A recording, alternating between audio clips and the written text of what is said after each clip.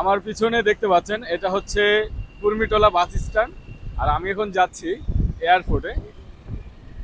আমার পিছনে এটা এলিভেটর এক্সপ্রেস, তাই না ভাই? আমার পিছনে দেখুন ওই যে ফ্লাইওভারটা দেখা যাচ্ছে, এটা হচ্ছে এলিভেটর এক্সপ্রেস। এলিভেটর এক্সপ্রেসের সৌন্দর্য এই পাশটাকে আরো সুন্দর করে তুলেছে। তো আমি কুর্মিটোলা বাস স্ট্যান্ডে আছি, এখানে কুড়িল প্রবেশ করলাম। এখন কুড়িল থেকে মূলত যাচ্ছি এয়ারপোর্টে। আমার একটা গেস্ট আছে, গেস্টের সাথে দেখা করতে। জায়গাটার সৌন্দর্য দেখুন। হ্যাঁ ভাই,